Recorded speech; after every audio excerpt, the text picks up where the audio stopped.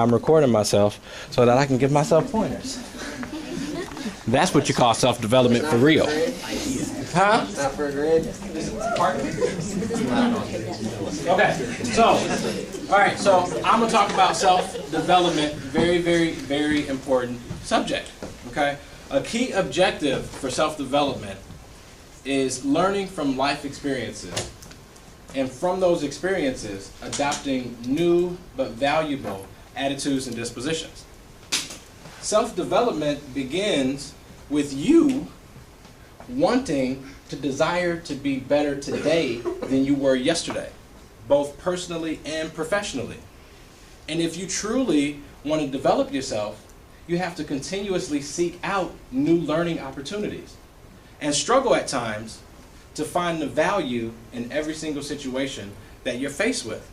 Because believe it or not, you can find value in every experience that you live through in life. You just have to be willing to look for it. I'll give you an example.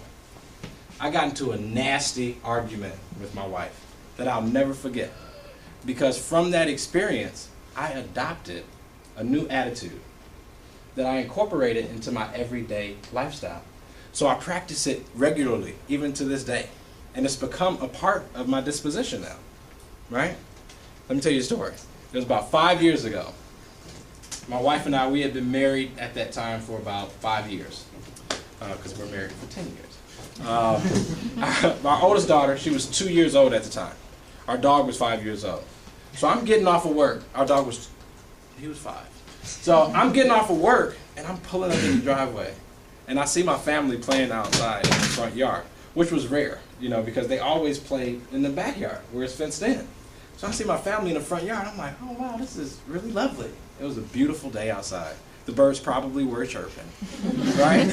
And I was in a really good space before I got out the car. Okay? When I got out of the car, I was smoking a cigarette at the time. I closed the door. I flicked the cigarette in the yard, but in the opposite direction of my family. My wife saw that, and she immediately became irate, and she started yelling at me.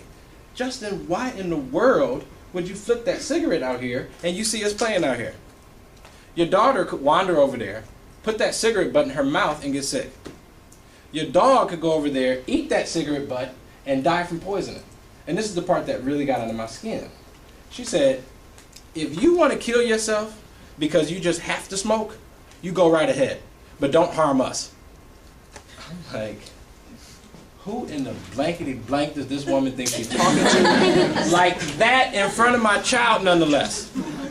Oh no, you cannot talk to me like that in front of my child. So I was an emotional wreck at that moment in time. I was an emotional wreck. And I felt the need to respond to her and defend myself and justify my actions. But in doing so, my intentions were to make her feel like I felt. I wanted her to feel attacked, ambushed, embarrassed, frankly, hurt. Have y'all ever heard the term hurt people hurt people? Those were my intentions. I wanted to hurt her, and I succeeded. I made my wife feel like crap that day by how I responded to her. And after deep reflection, I realized that I didn't feel any better. Even though I had succeeded in making her feel like crap, I didn't feel any better. And I realized that there was value in what she told me. And if I chose to listen to her, then I would become more aware of my own actions, which is good in itself. I didn't believe that her intentions were to make me feel like crap. I truly believe that she challenged me to do better because she cared about me and she believed that I could, in fact, do better. So from that experience, I adopted the attitude to no longer respond to a situation or a person when I am emotionally unstable. Whether I'm angry, whether I'm sad, or whether I'm incredibly confused, as we all get sometimes. Instead, I'm going to take a deep breath. I'm going to reassess the situation. I'm going to gather my thoughts. I'm going to get to a good place mentally, and then I'm going to respond. I've practiced that ever since that happened. And I've been able to create new healthy relationships, develop the relationships that I already had in place, and just have a bunch of people, a great support system since I did that. Earlier, I mentioned that if we truly want to develop ourselves, we have to continuously seek out new learning opportunities. Do you all agree that FEMA Corps is a new learning opportunity? Yes. Yeah. It is a new learning opportunity for all of y'all.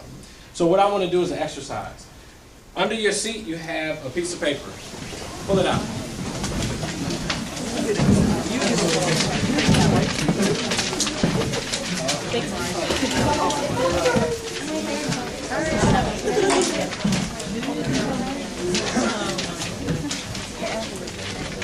Okay. We got 17 minutes left, so we're going to make this count. Okay, so I want you all to spend about 5 minutes. And it's going to challenge y'all to think. Monica was challenging y'all to think earlier. So we're going to challenge you to think. We're going to continue to challenge you to think. What I want you to do is I want you to think about a situation that you experienced or you witnessed that challenged you to adopt a new attitude and what that new attitude is. Since you've been serving in FEMA Corps.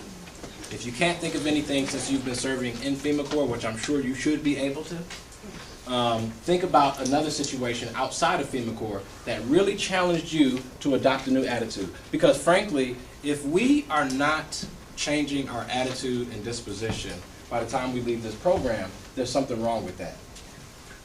There's something wrong if you leave this program the exact same individual you were when you showed up on our doorstep. That's a problem. So really think about what experiences have you been through while being in this program that challenged you to adopt a new attitude and what that new attitude is. And don't write your name on top of that paper because those gifts are going to go in that gift box. And we're going to shake that gift box up and we're going to randomly pull out some gifts to share with everybody in the room. Do y'all have any questions? Your 5 minutes begin now. Start thinking.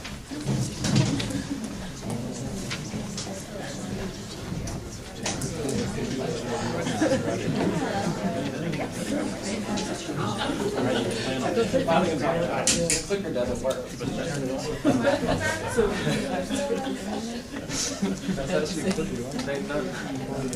Think about it. Think about it. Think about it. If you haven't adopted a new attitude by now, you're just not thinking hard enough because you have. What is it? That's what it's about. It's about attitudinal and dispositional change. If we, as NCCC FEMA Corps members, are not changing mentally, what are we doing?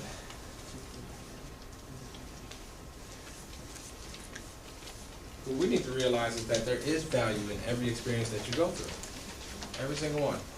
You just have to look for it. And that's what I'm challenging you to do right now. Look for it.